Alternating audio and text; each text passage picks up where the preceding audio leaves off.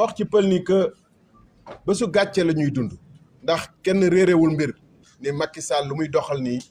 il fait du Macky Sall maanaam ci li mu newoon da nekk ba tey le 15 février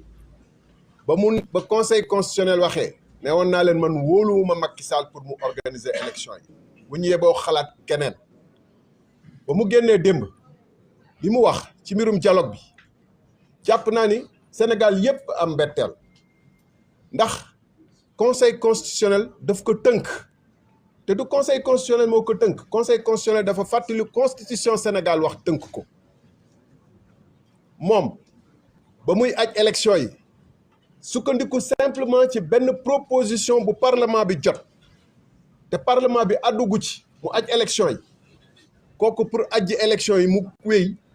waroon na exécuter décision conseil constitutionnel waaye dafa bañ dialogue bu muy laajte bu muy woote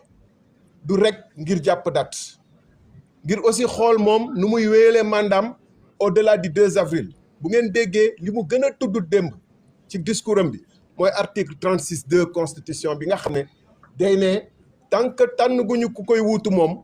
ba installé kooku moom dina wéyal kiiwam te nee na loolu waxtaan bi daf ci war a am solo mooy ñaari tomb yu mu teg ci waxtaan bi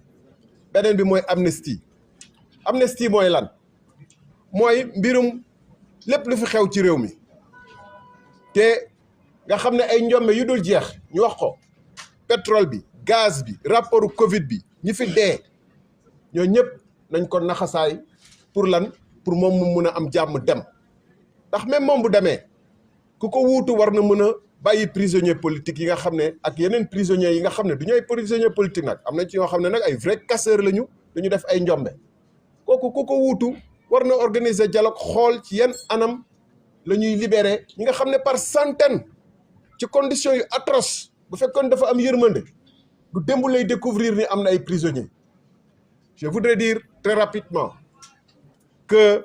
le président de la République est dans un jeu déjà connu et il ne trompe plus personne et je m'étonne même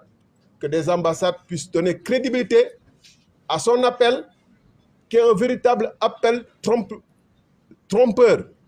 une véritable diversion. Ce qu'on attend de Macky Sall, c'est dans le cadre de la constitution actuelle qui n'a pas changé d'un iota, c'est d'organiser le plus rapidement possible en fixant la date. Toutes les conditions sont réunies. Fixer la date de l'élection présidentielle comme lui enjoint le Conseil constitutionnel le 15 février. Il s'y refuse et veut organiser au contraire un dialogue qui lui permettra de changer le processus. Non seulement changer le processus, mais en même temps de valider le fait que malgré qu'il ait donné l'impression de répéter qu'il quittera le 2 avril, il ne l'a pas dit de manière explicite. Il dit que le 2 avril, il y a l'article 36(2) de la Constitution sur lequel il faut qu'on discute lors de son fameux dialogue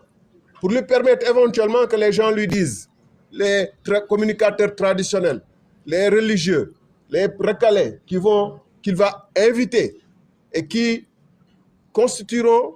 verront en lui une planche de salut, mais qui seront aussi une planche de salut pour lui. Pour que tous ces gens lui disent, vous êtes le plus beau, le plus gentil, le plus apte à continuer la transition. Et donc l'article 36(2)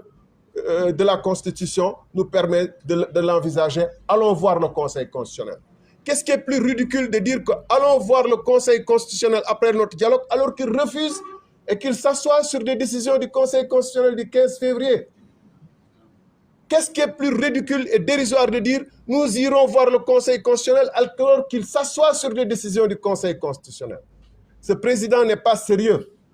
Et c'est pourquoi je pense plus que jamais que c'est des manifestations populaires. C'est le refus de la population d'obéir et de suivre ces injonctions qui vont le faire partir.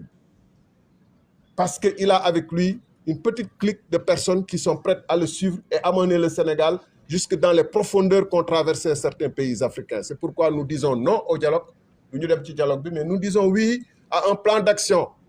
que certains de mes amis ont déjà décliné, sur lesquels je ne reviendrai pas. Nous organiserons notre propre dialogue. Le dimanche, nous ferons des actions. Et toutes les actions qui ont été appelées cet après-midi, demain, par d'autres plateformes, nous les soutenons et nous les encourageons. Vive le peuple sénégalais!